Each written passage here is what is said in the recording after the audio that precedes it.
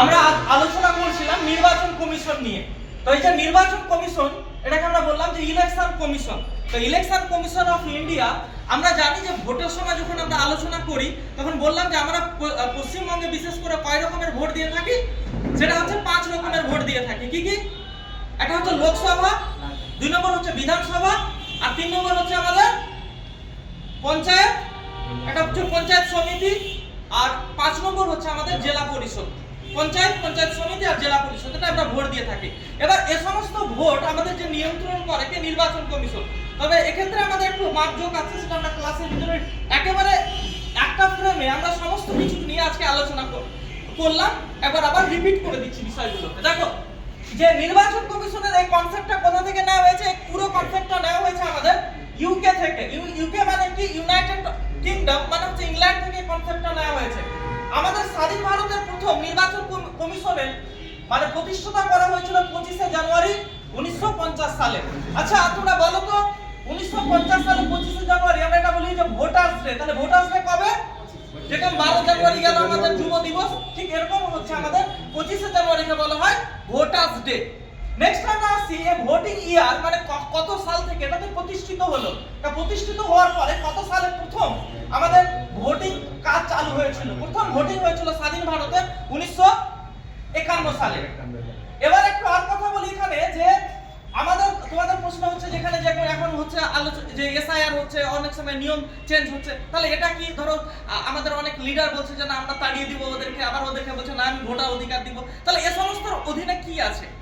যদি আমরা সংবিধানটা দেখতে যাই তাহলে একটা লাইন আমরা এখানে উদ্ধৃত পাবো, যে প্রথমে আমাদের সংবিধানের পাতায় লেখা রয়েছে যে সেলফ গভর্নিং কনস্টিটিউশনাল বডি, মানে নির্বাচন কমিশন হচ্ছে স্বনিয়ন্ত্রিত সংবিধানের একটা বডি। এখানে এটা কোনো দল বা কেউ একে প্রভাবিত করতে পারবে না। এসআইআর হচ্ছে পুরোটাই এই সিস্টেমের দায়িত্বকার, পুরোটাই দায়িত্ব হচ্ছে আমাদের নির্বাচন কমিশন। নির্বাচন কমিশন কাকে রাখবে কাকে বাদ দিবে এটা সম্পূর্ণ ডকুমেন্টস এর উপরে নির্ভর করবে, এবং এটা হচ্ছে পুরোটাই হচ্ছে এটা হচ্ছে স্বশাসিত সংস্থা। কোনো রাজ্য সরকার বা কোনো কেউ একে হস্তক্ষেপ করতে পারবে না, কোনো সেন্ট্রাল গভর্নমেন্ট একে হস্তক্ষেপ করতে পারবে না। এটা হচ্ছে পুরোটাই হচ্ছে স্বশাসিত সংস্থা। এর কাজ কি? To ensure free and fair election, মানে সুনিশ্চিতভাবে স্বাধীন এবং গণতান্ত্রিক সুন্দর পদ্ধতিতে ইলেকশনটাকে কন্ট্রোল করবে। এবার আসছে সংবিধানের কত নম্বর পার্টে নেওয়া হয়েছে?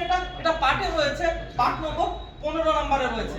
এখানে কত থেকে কত আর্টিকেল রয়েছে? এখানে আর্টিকেল রয়েছে 324 থেকে 329 নম্বর আর্টিকেলে। এবার আমরা একটু হালকা আর্টিকেলগুলো সম্বন্ধে একটু হালকা জানি, তাহলে আমাদের বিষয়টা আরো সুবিধা হবে বুঝতে গিয়ে।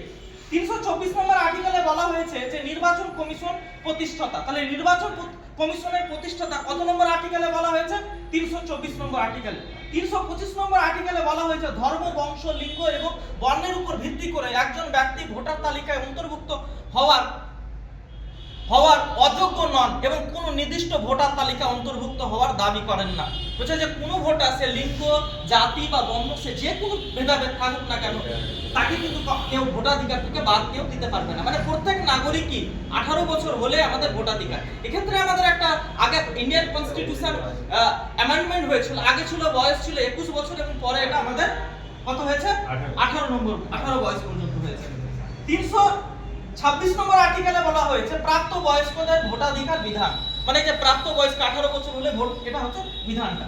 327 নম্বর আর্টিকেলে বলা হয়েছে সংসদ কর্তৃক নির্বাচন সংক্রান্ত আইন প্রণয়ন ক্ষমতা, মানে নির্বাচন যে কোনো পদ্ধতিতে যে কোনো শিডিউল তিনি নিয়ে আসতে পারবেন, তিনি সংশোধন পরিমার্জন কি করবেন না করবেন সেটা পুরোটাই হচ্ছে সংবিধান। এটা এখানে কিন্তু মানে কনস্টিটিউশনের অনেক জায়গা থেকে এখানে কিন্তু ওরা স্বাধীনতা পেয়েছে এখান থেকে।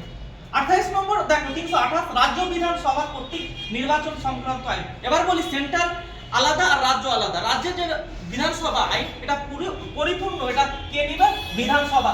মানে দেখো আমাদের ওয়েস্ট বেঙ্গল নির্বাচন কমিশন কিন্তু যিনি চিফ ইলেকশন কমিশন আছে অল ইন্ডিয়া, তিনি কার্যকারী করবেন না। তিনি কি করবেন? দায়িত্ব দিয়েছেন তার, যেরকম আমাদের রাষ্ট্রপতি কাকে দায়িত্ব দিচ্ছেন? রাজ্যপাল সম্পূর্ণ রাজ্যকে নিয়ন্ত্রণ করতে, ঠিক এখানেও 329 নম্বর নির্বাচন সংক্রান্ত বিষয়ে আদালতের হস্তক্ষেপের উপর নিষেধাজ্ঞা। তার মানে কি?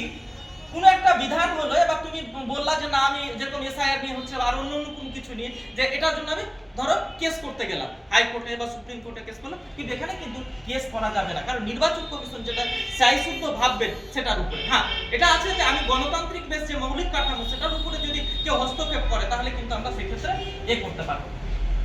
এছাড়া 324 নম্বর 324 এর 1 নম্বর আর্টিকেলে বলা হয়েছে, মানে সাব আর্টিকেলে কি বলা হয়েছে একটু আগে আমরা পড়লাম, যে লোকসভা, রাজ্যসভা, রাষ্ট্রপতি এবং উপরাষ্ট্র নির্বাচন। তাহলে এই চারটা ক্যাটাগরিকে নির্বাচন করবে। কার কাজ? লোকসভা, রাজ্যসভা, রাষ্ট্রপতি আর উপরাষ্ট্রপতি নির্বাচনের দায়িত্বকার chief election of commission of India.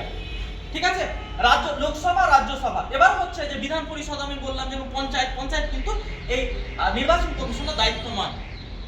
Next তারপরে আসছে 324 এর 2 নম্বর সাব আর্টিকেল দিয়ে কি বলা হচ্ছে, একজন চিফ ইলেকশন কমিশন থাকবেন। এটা কিন্তু অনেকবার পরীক্ষাতে এসেছে, ভেরি ইম্পর্টেন্ট এই কোশ্চেনটা। এবং তার সঙ্গে সঙ্গে আর কে থাকবে, 2 অথবা 3 জন, মানে নির্বাচন কমিশন যদি মনে ভাবে যে আমার তার চাইতে বেশি বা 2 জন, মানে তিনি যতটা তার কার্য চালানোর জন্য সুবিধা ভাববেন ঠিক ততটাই তিনি ডিসিইসি মানে হচ্ছে ডেপুটি চিফ ইলেকশন কমিশন তিনি নিতে পারবেন। আর এটা তিনি নিতে পারবেন। এবার আসছি আমরা কোন বিধিবিধান নিয়ে মতনৈক্য যদি দেখা যায় 2-3 জন থাকবে, তাহলে তো নির্বাচন কমিশনের মধ্যে মতনৈক্য তো দেখতে হতে পারে, তাহলে এর দায়িত্বটা কে নেবে? তখন যদি দেখা যাচ্ছে ধরো এসআইআর নিয়ে আমাদের অনেক চিফ ইলেকশন বলে দিলেন, এবার ধরো 3 জন ইলেকশনের মধ্যে 3 জন 3 রকমের কথা বলছেন, ঠিক তখন আমাদের কি হবে? তখন দেখা যাবে যে দলের সংখ্যা মানে 3 জন আছে, 3 জনের মধ্যে যদি দেখা যাচ্ছে যে 2 জন একই সিদ্ধান্ত উপনীত হলো, তাহলে তাদের 2 জনের মানে সংখ্যাগরিষ্ঠ সিদ্ধান্তই চূড়ান্ত বলে গণ্য হবে। মানে গণতান্ত্রিক দেশে গণতান্ত্রিক কনসেপ্টই আমাদের এখানেও কিন্তু গণতান্ত্রিক কনসেপ্টই এরিয়া। নেক্সট এবার আসছি ভারতবর্ষের মধ্যে প্রথম ফার্স্ট সিইসি মানে ভারতবর্ষের মধ্যে প্রথম চিফ ইলেকশন কমিশন অফ ইন্ডিয়ার নাম কি? Sukumar Sen. Very important. First women CEC মানে প্রথম মহিলা চিফ ইলেকশন কমিশন নাম কি? ভিএস রামা দেবী। ভেরি ইম্পর্টেন্ট, নাম মনে রাখবা। কারেন্ট মানে বর্তমান চিফ ইলেকশন কমিশনের নাম কি? এটা যে কোনো এক্সামের জন্য একদম very important, Gyanesh Kumar. Very important, বর্তমান চিফ ইলেকশন কমিশনের নাম কি বললাম? জ্ঞানেশ কুমার। এবার আসছি অ্যাপয়েন্টমেন্ট কে করেন?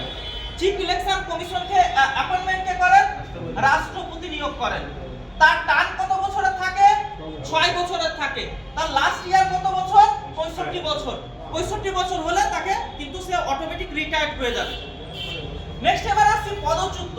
এবার ধরো ইলেকশন কমিশন ধরো অনেক কিছু কনস্টিটিউশন নিয়ে অনেক কিছু বিভ্রান্তিকর মন্তব্য করলেন বা তার মধ্যে ঘোটালা দেখা দিল বা করাপশন দেখা দিল, তখন কি করবে? তখন কি কারো ক্ষমতা নেই? তাহলে ওকে কি সাবিক ক্ষমতা দিলাম, তার মানে কি ওর ক্ষমতা কি মিসইউজ করতে পারে?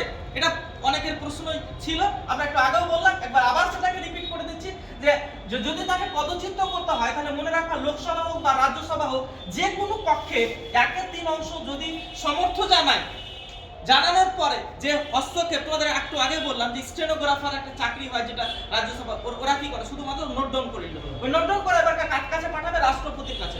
এবার রাষ্ট্রপতি কি করবে? এই যে ডেপুটি যারা আছেন, এটা বললাম 2-3 জন যে ডেপুটি আছে তাদের কাছ থেকে জানবেন। তারা যদি বলে যে হ্যাঁ এখনই মানে ইমপিচমেন্টের যোগ্য বা ইমপিচমেন্ট করলে আমরা কিন্তু দায়িত্বটা নিতে পারবো, কারণ এটা তো একটা ব্যাপার না, এটা হচ্ছে পুরো দেশের ব্যাপার, এবং হঠাৎ করে তো কাউকে পদচ্যুত করলেও তো মানে দায়িত্বটা সামাল দেওয়া যাবে না। তাই এই যে এরা 2 জনের মধ্যে যদি একজনও যদি বলে যে হ্যাঁ আমাদের ওকে আছে, তখন তাকে কি করা হয়? রাষ্ট্রপতির সঙ্গে সঙ্গে তাকে ইমপিচমেন্ট লেটার ধরিয়ে দেয় এবং তার সঙ্গে সঙ্গে অন্যজনকে দায়িত্ব দেয়।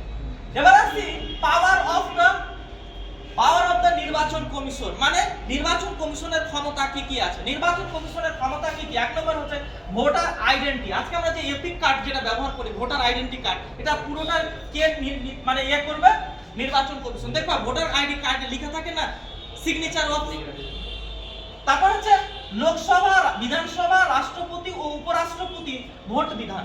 মানে রাষ্ট্রপতি, উপরাষ্ট্রপতি এদের ভোট নিতে হবে। আজকে যে তালিকা সংশোধন, এসআইআর বা বিভিন্ন কিছু যে তালিকা সংশোধন করছে, এই তালিকা সংশোধনের দায়িত্ব কার? নির্বাচন কমিশনের। আজকে যে দেখবা কংগ্রেস হাত প্রতীক দিচ্ছে, সিপিএম রা কাস্তে হাতুড়ি দিচ্ছে, টিএমসি মানে 3টা ফুল, তারপরে হচ্ছে বিজেপি ধরো লোটাস চিহ্ন দিচ্ছে। তো এরকম প্রতীক, এই প্রতীকগুলো দায়িত্ব কার? এই প্রতীকগুলো দায়িত্ব হচ্ছে নির্বাচন কমিশনের। এবার আসছি কেউ ধরো এবার বিধিবিধান মানে কোন লিডার এটা চাইবে না যে এমন কিছু সম্বন্ধে বক্তব্য দিল যে সম্বন্ধে মানে একটা মানে অ্যাটমসফিয়ারিক চেঞ্জ আসবে বা কমিউনাল হ্যারাসমেন্ট হচ্ছে বা পাবলিকের মধ্যে এমন উত্তেজনা তৈরি করতে, তাহলে এরকম যে বক্তব্য দেওয়া হোক বা বিধিবিধান বা নিয়ম কানুনের হোক এ সমস্ত কিছু নিয়ে এই যে বিধিবিধান তৈরি করবে কে নির্বাচন কমিশন। এবং দেখা যাচ্ছে বিধিবিধান যদি কেউ অমান্য করে তাহলে তার পদ কি করতে পারে, রিজেক্টও করতে পারে। এই ক্ষমতাটা কিন্তু নির্বাচন কমিশনের রয়েছে, সে মন্ত্রী হোক বা যে কেউ হোক না কেন। তারপর দেখো আঞ্চলিক এবং জাতীয় দলের খেতাব, মানে কোন দলটা আঞ্চলিক দল আর কোন দলটা জাতীয় দল। এর আগে যে মানে এর টাইমে আমরা বলেছিলাম যে আঞ্চলিক দল এবং জাতীয় দলের মধ্যে কাকে বলে এবং সংখ্যা এবং পুরোটাই যে আঞ্চলিক দল। বর্তমান দলের এটা পরীক্ষাতে একটু পড়ে যে জাতীয় দল কে কে আছে, জাতীয় দল কে কে আছে। জাতীয় দল হচ্ছে 6টা দল আছে, আপ আছে, বিএসপি আছে, বিজেপি আছে, সিপিআইএম আছে, আইএনসি মানে কংগ্রেস আছে আর এনপিপি। এই 6টা দল হচ্ছে বর্তমানে আমাদের জাতীয় দলের খেতাব পেয়েছে। আগে ছিল টিএমসিও, কিন্তু এখন সেটা আঞ্চলিক দলে রূপান্তরিত হয়েছে। এবার আসছি দেখো কি কি করে হয় আঞ্চলিক দল আর জাতীয় দল, এটা নিয়ে আমরা একটা ডিটেইলসে বলেছিলাম, একটু আগে আমরা বললাম। এবার দেখো পঞ্চায়েত ও লোকসভার দায়িত্ব কিন্তু নির্বাচন কমিশনের নয়। আমি একটু আবার বলছি যে পঞ্চায়েত এবং জেলা পরিষদের যে ভোট আছে এটা কিন্তু নির্বাচন কমিশনের দায়িত্ব নয়, এটা কিন্তু ডিস্ট্রিক্ট ম্যাজিস্ট্রেটকে পুরোটাই হেল্প করে। এবার বলি যে তাহলে নির্বাচন কমিশনের আরেকটা জিনিস আমরা মানে পুনরায় বলছি যে চিফ জাস্টিস যে ক্ষমতাটা এবং যে ভাতা তিনি পান ঠিক সমতুল্য ভাতা পান চিফ ইলেকশন কমিশন।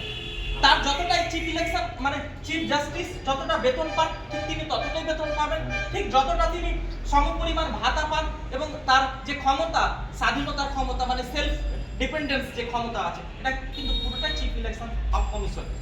আশা করি চিফ ইলেকশন নির্বাচন কমিশন সম্বন্ধে তোমাদের আর কোনো কিছু দায়িত্ব থাকবে না। এটা যদি দেখি আমাদের যে কোনো এক্সামের জন্য কিন্তু এর বাইরে আমার মনে হয় না যে থাকার কথা। এরপর আমরা এখান থেকে যে পরীক্ষাতে বিভিন্ন এক্সামে যে এসেছিল সেটা সম্বন্ধে একটু হালকা তোমাদের কোশ্চেন জিজ্ঞাসা করবো।